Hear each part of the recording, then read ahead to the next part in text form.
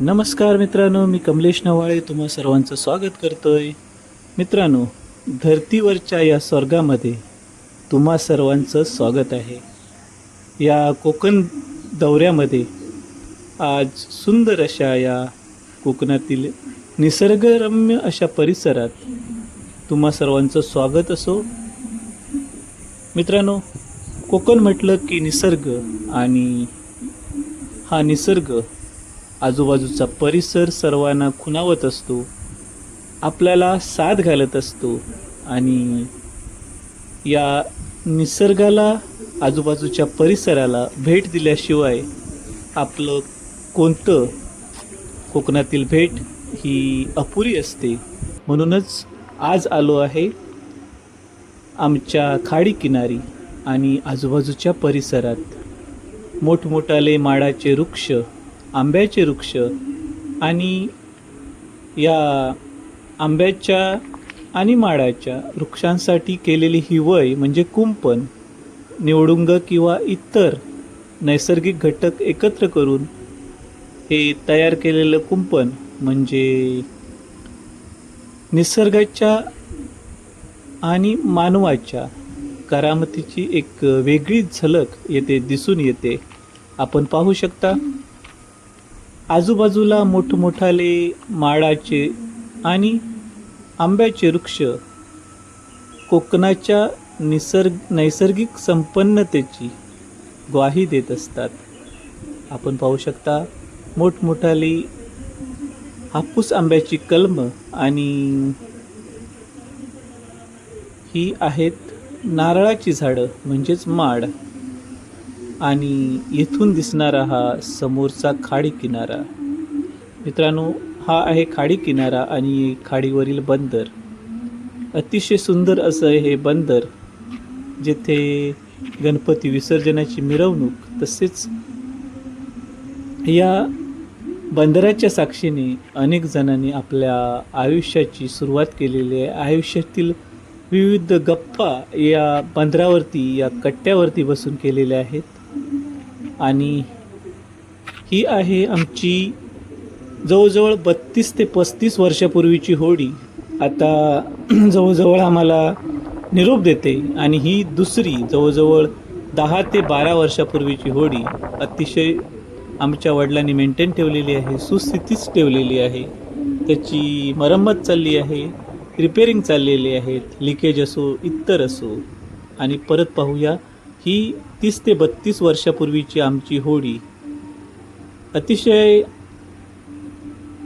जीवनवाहिनी म्हणावी लागेल. त्यावेळी खूप लोकांचे प्राण, खूप लोकांचे सेवा या होडीने केलेली आहेत. आणि आपण पाहू शकता, हा आजूबाजूचा सुंदर असा परिसर, नीटनेटका आणि स्वच्छ असा हा परिसर, जो सर्वांना खुणावतो आहे, सर्वांना साथ घालतो आहे की परत गावाला या. फक्त 4 दिवसासाठी नाही, तर माझ्या सोबतीने या. अशी ही आमची खूप वर्षापूर्वीची सोबती होडी आता शेवटच्या घटका मोजत असते आहे. ज्या माणसाचं जीवन आहे ते जीवन कधीतरी संपतं, त्याप्रमाणे ह्या होडीची अवस्था झालेली आहे. लाकडाची होडी असल्यामुळे तिच्या टिकाऊपणावरतीही मर्यादा असतात. आणि या होडींसाठी लागणारं इंजन येथे ठेवलेले आहे. आपण पाहू शकता, डिझेलवर चालणारं 10 अश्वशक्ती असलेलं हे इंजन, 10 HP हे इंजन, ती दुसरी आमची होडी आहे त्याच्यासाठी हे वापरण्यात येणार आहे. या खाडी किनाऱ्यावरती येणारे जे पर्यटक असोत, मुंबईकर असोत, त्यांना बसण्यासाठी हे आम्ही केलेली व्यवस्था आहे. तयार बाकं बनवून, मुंबईवरून खास बनवून येथे ठेवलेली आहेत. हा निवारा शेड आहे. येथे होडीची वाट पाहण्यासाठी किंवा पावसाच्या दिवशी जर अचानक पाऊस आला तर हे बसण्यासाठी ही जेटी बनवलेली आहे. जेटी म्हणतात त्याला. निवारा शेड. आणि हा आहे सर्वांना मोहित करणारा, मोहिनी घालणारा समुद्रकिनारा, लोभसवाना समुद्रकिनारा, जो प्रत्येक येणारा पर्यटक असो, मुंबईकर असो, त्यांना प्रेमात ओढणारा हा समुद्रकिनारा.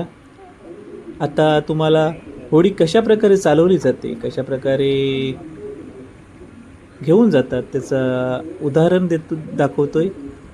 या होडीच्या फॅनमध्ये छोट्या होडीची दोरी अडकली असल्यामुळे ती सोडवण्याची कसरत करतायत ते बाबा. आणि आता ती होडी निघाली आहे आपल्या गंतव्यस्थानी.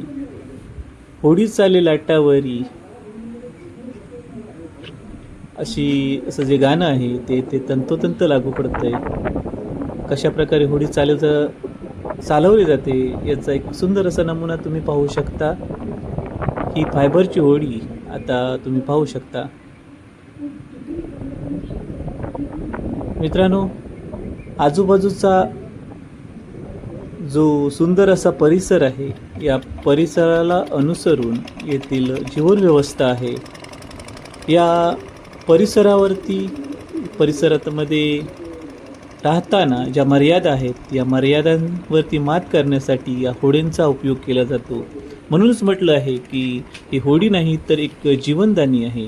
आणि आमच्या वडिलांनी गेले 2 वर्ष राबून, 2 वर्ष मेहनत घेऊन ही तयार केलेली नवीन होडी आहे. नुकतीच पाण्यामध्ये लोटलेली आहे. 2 महिन्यापूर्वी ही पाण्यामध्ये लोटलेली आहे. खास माझ्या रसिक प्रेक्षकांसाठी या होडीची झलक आपण पाहू शकता. अतिशय सुसज्ज अशी होडी, जी प्रवाशांना तसेच ज्या इतर डॉक्टर असो, इतर सेवा असो, या सेवा देण्यासाठी अतिशय माफक दरात ही उपलब्ध होणारी आमची होडी, एक समाजसेवाचे व्रत घेऊन आमच्या वडिलांनी तयार केलेली होडी. मित्रांनो, आता शहरीकरणामुळे बरेचसे लोक मुंबईत आल्यानंतर जे म्हातारे लोक आहेत त्यांना डॉक्टरकडे पोचवण्यासाठी, त्यांना जीवनोपयोगी सामान आणण्यासाठी या होडीचा वापर केला जातो. त्याच्या बाजूला असलेली ही छोटी होडी जी मासेमारी करण्यासाठी आणि इतर कामासाठी वापरली जाते, ही अतिशय सुंदर अशी दुसरी होडी. मित्रांनो, कोकणात राहणं म्हणजे या आजूबाजूच्या परिसरावर मात करून, या संकटावर मात करून येथे राहण्यासारखं आहे. त्यानंतर मी आलो आहे आमच्या गावाच्या म्हणजेच वाडीच्या आजूबाजूच्या परिसरात, जेथे आता आमची महापूजा होणार आहे. सत्यनारायणाची महापूजा होणार आहे. वाडीची जी दरवर्षी सत्यनारायणाची महापूजा होणार आहे, त्यासाठी हा परिसर सजवला जातो आहे. आपण पाहू शकता या परिसराची साफसफाई करण्यात आली आहे. अतिशय सुंदररित्या आता हा सजवण्याचा प्रयत्न करत आहोत.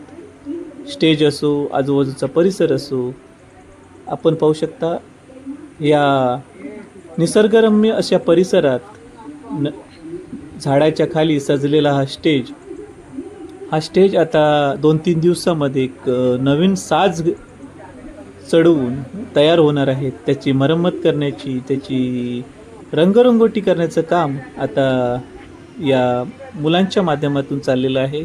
तर मित्रांनो, हा व्हिडिओ तुम्हाला आवडला तर नक्की लाईक करा, शेअर करा, सबस्क्राईब करा. आणि या माझ्या कोकण दौऱ्यामध्ये मी तुम्हाला विविध व्हिडिओ दाखवण्याचा प्रयत्न करणार आहे.